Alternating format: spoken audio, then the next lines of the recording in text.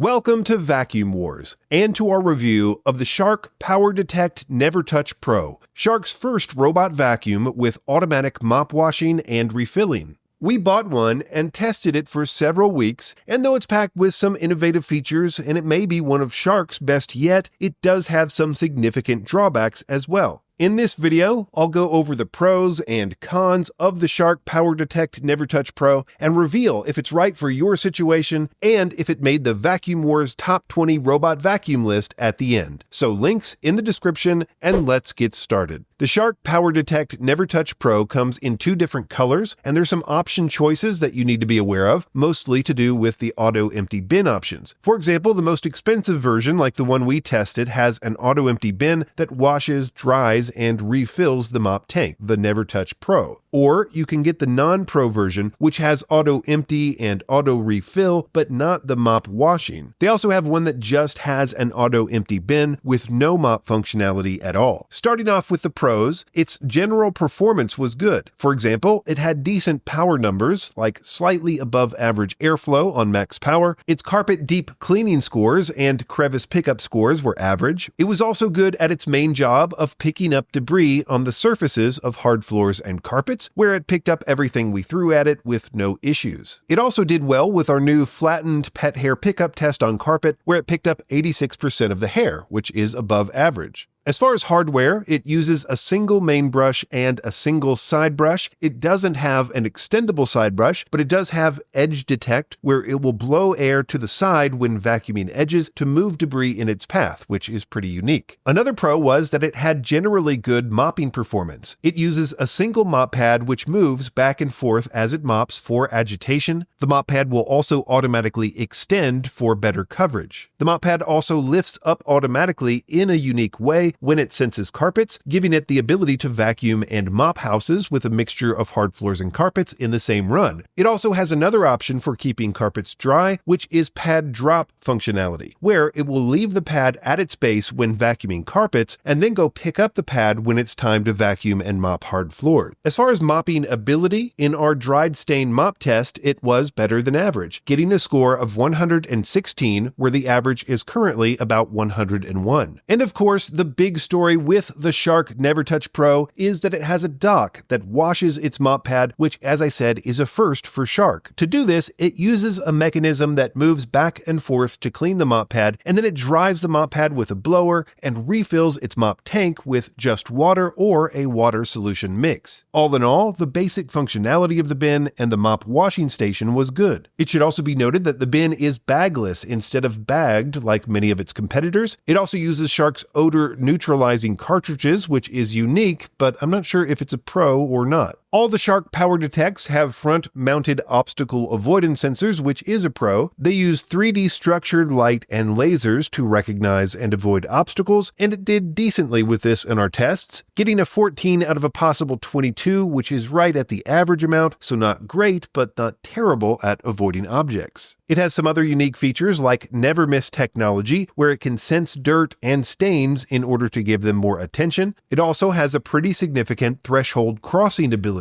They say it can cross thresholds up to 38 millimeters high, which is right in line with the new Roborocks at 40 millimeters. Moving on to the cons, which I've broken down into three categories: performance, bin issues, and software. As far as performance, its battery life was not good at all. Its official battery life is lower than average, and in our various battery tests, it was below average in efficiency and our square foot per charge calculations. In fact, these were some of the worst battery scores we've seen, especially in this price range. Some of that was due to its slow navigation, which, although it was decent at coverage, it was below average with navigation efficiency, including a slower than average vacuum and mop time. As far as the bin, it was fine, but it was missing a number of features that I've begun to take for granted with these bins. For example, the water was not heated when washing the mop pads, the air was also not heated for drying, the interior tray was not removable, and it was not self-cleaning. Finally, the software cons. I've been pretty vocal about how comparatively bad Shark's apps are to the rest of the field, and that didn't change much with the Nevertouch Pro. It still has much less than its competitors in terms of app features. For example, it doesn't have multi-level maps, or adjustable water levels, or clean along floor directions, direction or individual room settings or mop zones or carpet boost, and you can't see the robot vacuum's progress live. It's just an out-of-date app. So how did the Shark Nevertouch Pro do when all the scores and features were added up? Well, its final Vacuum Wars score was higher than average, but it only just made the Vacuum Wars Top 20 Robot Vacuum list at our website, coming in at number 20, which is a pretty low rank for a flagship robot vacuum, and I don't expect it to hang around in that spot for long. Links in the description to our top 20 list and to the Shark Nevertouch Pro on Amazon, and be sure to subscribe to Vacuum Wars before you leave. Thanks for watching. All of the links in the description are updated regularly to reflect our current favorite vacuums in multiple categories. You'll also find links to the Vacuum Wars website in the description, where we have more detailed lists of our favorite products, like our new top 20 robot vacuums list, which is updated weekly.